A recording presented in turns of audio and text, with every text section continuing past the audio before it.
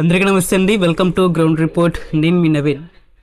మొన్న 1వ తారీఖున అందరూ ఎదురు చూసినట్టుగానే అన్ని సర్వే సంస్థలు వారి యొక్క ఎగ్జిట్ పోల్స్ని విడుదల చేయడం జరిగింది. అయితే అన్ని సంస్థల్లో చాలా వరకు కూడా వారి యొక్క సర్వేల్లో కూటమి అంటే తెలుగుదేశం, జనసేన, బీజేపీ కూటమి అధికారం చేపడుతుందని వారి యొక్క సర్వేల్లో తేలింది. అంటే 90% సర్వే సంస్థలు కూడా ఇదే మాట చెప్పాయి. దీని మీద ఇరు వర్గాల పార్టీ నేతల్లోనూ కార్యకర్తల్లోనూ భిన్న అభిప్రాయాలు వెలువడుతున్నాయి.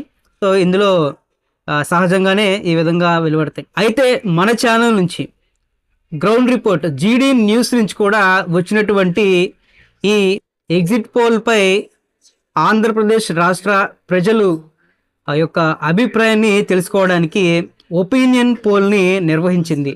కొన్ని నియోజకవర్గాల మాత్రమే ఒపీనియన్ పోల్ని నిర్వహించడం జరిగింది. ఎందుకంటే మనకి ఎక్కువగా టైం లేదు కాబట్టి కొన్ని నియోజకవర్గాల పరంగానే ఈ ఒపీనియన్ పోల్ని సేకరించడం జరిగింది.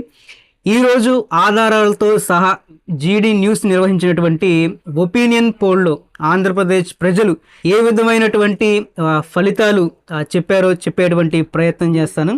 ఇప్పుడు చెప్పేటువంటి ఒపీనియన్ పోల్ ఫలితాలు ఖచ్చితంగా గెలుస్తారని కాదు, కానీ ఆ నియోజకవర్గాల్లో గెలిచేటువంటి అవకాశం 90% ఉన్నాయని చెప్పేటువంటి ప్రయత్నమే ఇది. మొదటిగా 2 తెలుగు రాష్ట్రాల్లోనూ అత్యంత ఉత్కంఠంగా ఎదురు చూస్తున్నటువంటి నియోజకవర్గాల్లో, లేకపోతే ఎక్కువగా మాట్లాడుకున్నటువంటి నియోజకవర్గాల్లో ఒకటైనటువంటి మంగళగిరి నియోజకవర్గంలో చూస్తే ఇక్కడ టీడీపీ నుంచి నారా లోకేష్ పోటీ చేస్తున్నారు, అందరికీ తెలిసింది. ఇక వైసీపీ నుంచి లావణ్య పోటీ చేశారు.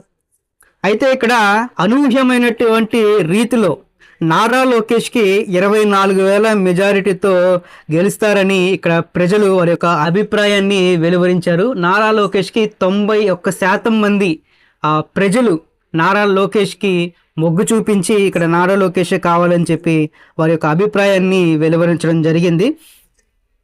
ఇక్కడ వైసీపీకి బ్యాడ్ ఏంటంటే అక్కడ ఉన్నటువంటి అభ్యర్థి మార్పు, తర్వాత ప్రజెంట్ ఉన్నటువంటి పోటీ చేసినటువంటి అభ్యర్థి. వైసీపీ అభ్యర్థి లావణ్య ఎన్నికల ప్రచారానికి వెళ్ళినప్పుడు ఆవిడ మొహం ముందే చెప్పేశారు, మేము మీకు ఓటేము, నారా లోకేష్కే మేము ఓటేస్తామని. ఇక్కడ ఆవిడకి చుక్క ఎదురైనటువంటి పరిస్థితి మనం ఎన్నికల ప్రచారం అప్పుడు చూసాం. ఆ తర్వాత అందరూ ఉత్కంఠంగా ఎదురు చూసే 2వ నియోజకవర్గం వచ్చి పిఠాపురం. ఇక్కడ జనసేన అధినేత పవన్ కళ్యాణ్, అటు వైసీపీ నుంచి వంగా గీత ఇద్దరు కూడా పోటీలో నిలవడం జరిగింది. ఈ పిఠాపురం మీద ఎక్కువగా దృష్టి పెట్టింది. మిగతా నియోజకవర్గాలు ఏమైనా పర్లేదు, కానీ పిఠాపురాన్ని ఒక ప్రెస్టీజియస్గా వైసీపీ తీసుకుంది. అయినప్పటికీ కూడా ఇక్కడ అనేకమైనటువంటి సాహసాలు చేసినప్పటికీ కూడా ఇక్కడ వంగా గీత మీద పోలిస్తే పవన్ కళ్యాణ్కి 40,000 మెజారిటీతో పవన్ కళ్యాణ్ గెలుస్తారని చెప్పి 89% మంది ప్రజలు పవన్ కళ్యాణ్ గెలుపు కోరుకుంటూ వారి యొక్క ఒపీనియన్ని తెలిపారు. తర్వాత నియోజకవర్గం వచ్చి దెందులూరు. ఇక్కడ దెందులూరు అంటే అందరికీ గుర్తొచ్చేది రాజకీయ పరంగా చింతమనేని ప్రభాకర్ టీడీపీ నుంచి పోటీ చేశారు. వైసీపీ నుంచి అబ్బయ్య చౌదరి పోటీ చేశారు. అయితే ఈ దెందులూరు నియోజకవర్గం మీద అనేక సర్వే సంస్థలు వారి యొక్క అభిప్రాయాన్ని కీన్ కంటెస్టెంట్గా చెప్పడం జరిగింది. అంటే ఇక్కడ ఎవరు గెలుస్తారో చెప్పలేనటువంటి పరిస్థితుల్లో మన జీడీ న్యూస్ వచ్చినటువంటి ప్రజా అభిప్రాయం టీడీపీ నుంచి పోటీ చేసినటువంటి చింతమనేని ప్రభాకర్ 21,000 మెజారిటీతో గెలుస్తారని ఇక్కడ ప్రజలు వారి యొక్క అభిప్రాయాన్ని వెల్లడించారు. ఇక్కడ చింతమనేని ప్రభాకర్కి 89% మంది ప్రజలు మొగ్గు చూపిస్తున్నట్టుగా మనకి తెలుస్తుంది. తర్వాత నియోజకవర్గం వచ్చి ఏలూరు. ఇక్కడ టీడీపీ నుంచి బడేటి రాధాకృష్ణ అలియాస్ చంటి గారు పోటీ చేస్తున్నారు. వైసీపీ నుంచి ఆళ్ళ నాని, మాజీ ఉప ముఖ్యమంత్రి, ఆరోగ్య శాఖ మంత్రి ఇక్కడ పోటీ చేయడం జరుగుతుంది.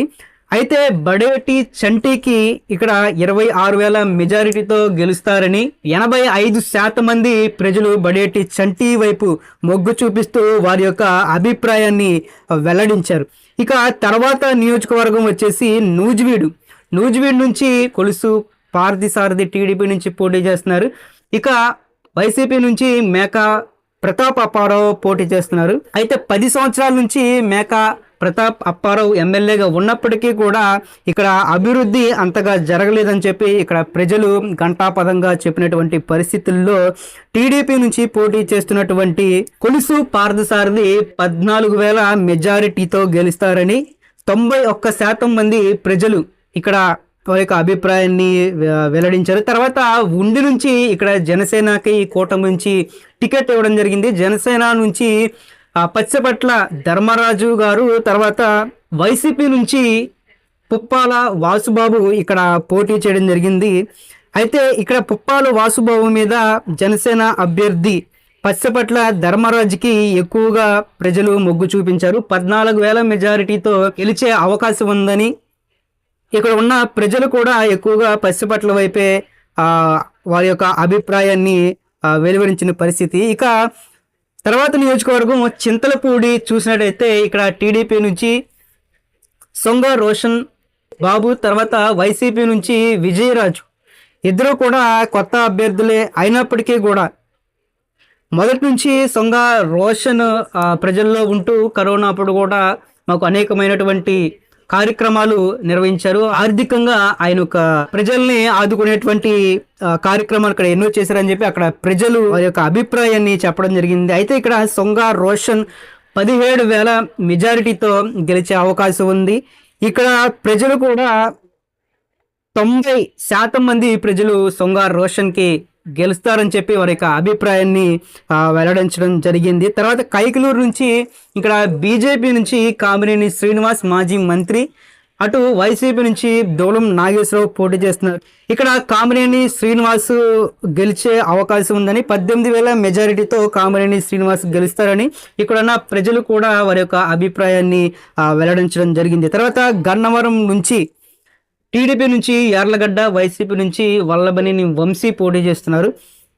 అయితే వల్లభనేని వంశీ ఇంతకుముందు అనేక కార్యక్రమాలు చేసినప్పటికీ కూడా ఈ 5 సంవత్సరాల్లో ఆయన ప్రజలకి దూరంగా ఉన్నారని, అభివృద్ధి కార్యక్రమాలు కూడా అంతగా ఏమీ చేయలేదని చెప్పి ఇక్కడ ప్రజలు యార్లగడ్డ వెంకట్రావు వైపు ప్రజలు మొగ్గు చూపించారు. యార్లగడ్డే గెలుస్తారని చెప్పి 91% మంది ప్రజలు యార్లగడ్డ గెలవాలని చెప్పి వారి యొక్క అభిప్రాయాన్ని గెలిచారు. 28,000 మెజారిటీతో యార్లగడ్డ గెలిచే అవకాశం ఉంది గన్నవరంలో. తర్వాత నగరి నుంచి టీడీపీ నుంచి గాలి బాలు ప్రకాష్, వైసీపీ నుంచి రోజా గారు ఇద్దరు పోటీ చేస్తున్నారు. అయితే ఇక్కడ ప్రజలు టీడీపీ నుంచి పోటీ చేసినటువంటి గాలి భాను ప్రకాష్ వైపు ప్రజలు మొగ్గు చూపించారు. ఇక్కడ భాను ప్రకాష్ 25,000 మెజారిటీతో గెలిచే అవకాశం ఉందని ఇక్కడ మనకి తెలుస్తూ ఉంది. తర్వాత కుప్పం నుంచి నారా చంద్రబాబు నాయుడు, ఇక చెప్పాల్సిన అవసరం లేదు, ఖచ్చితంగా ఇక్కడ నారా చంద్రబాబు నాయుడు 42,000 మెజారిటీతో గెలిచే అవకాశం ఉంది. సో ఇది జీడీ న్యూస్